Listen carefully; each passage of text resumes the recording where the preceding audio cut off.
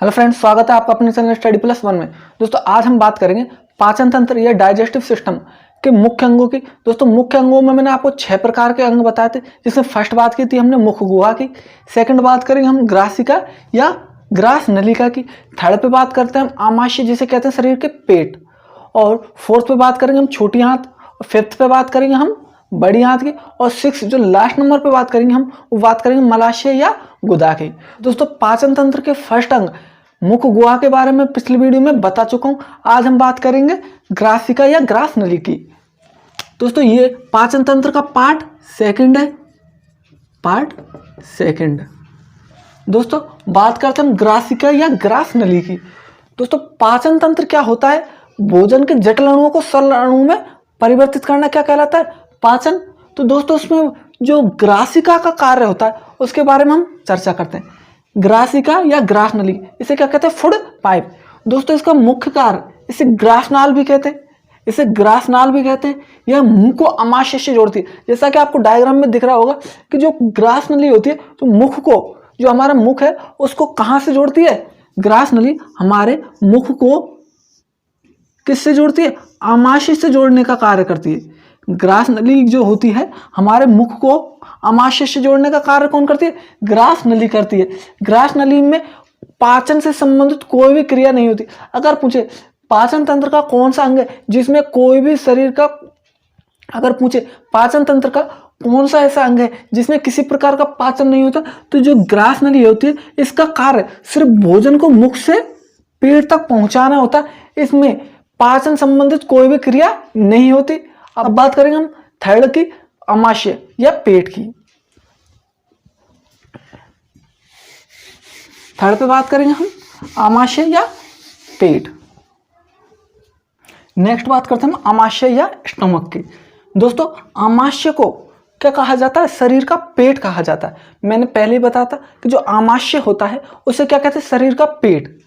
अमाशय को क्या कहा जाता है? शरीर का पेट भी कहा जाता है। आहार नाल का सबसे चौड़ा भाग होता है।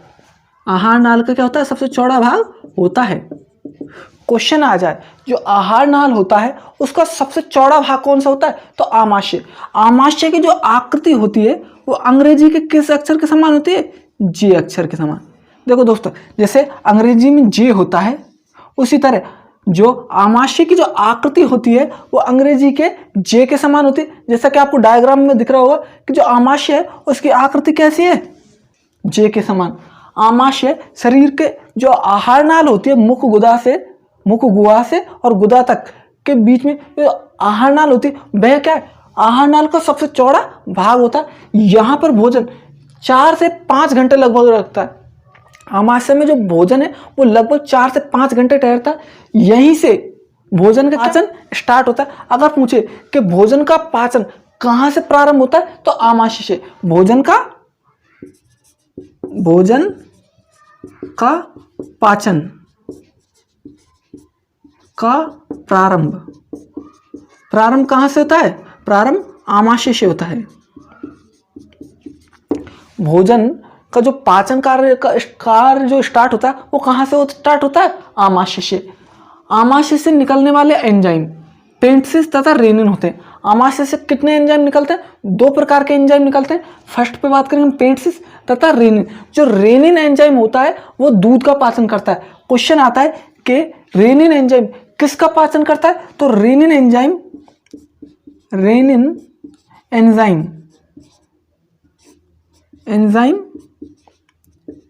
दूध का पाचन करता है। दोस्तों दूध में एक केसिन नाम का क्या प्रोटीन पाया जाता है। जो रेनिन एंजाइम होता है वो केसिन प्रोटीन का क्या करता है? पाचन। दूध में कौन सा प्रोटीन पाया जाता है? Casein protein.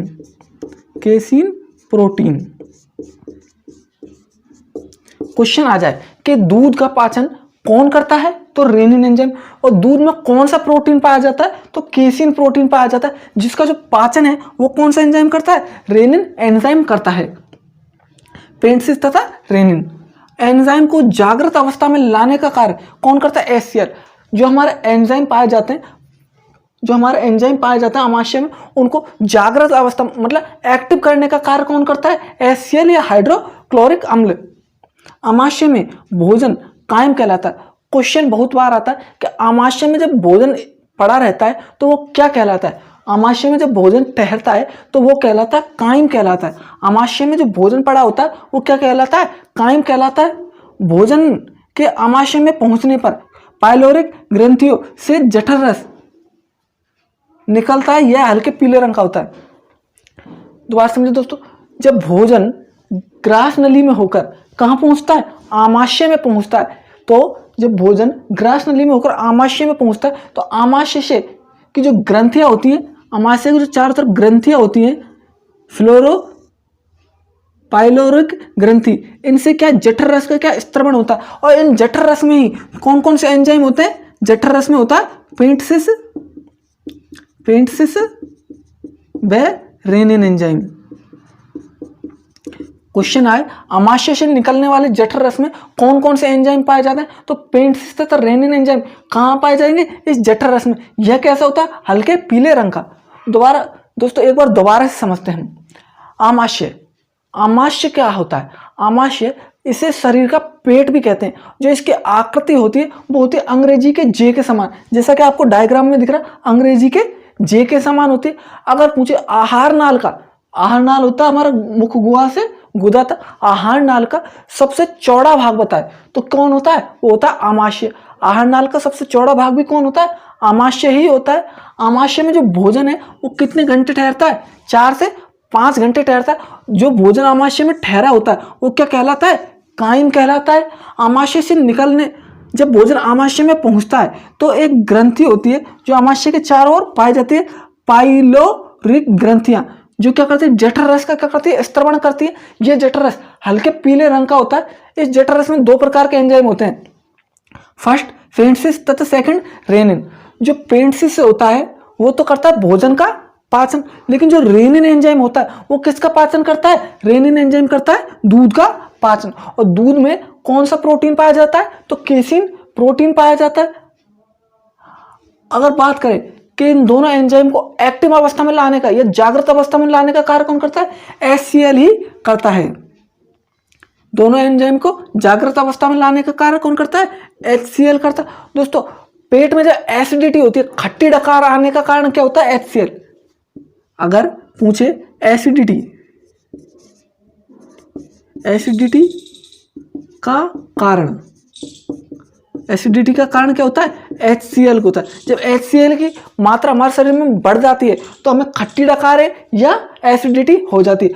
क्वेश्चन आ जाए एसिडिटी या उल्टी या उबासी लेने का कारण कौन होता है? HCl की मात्रा का बढ़ जाना। दोस्तों ये तो हो गया हमारा आमाशय। आप स्क्रीनशॉट लेना चाहें तो ले सकते हैं।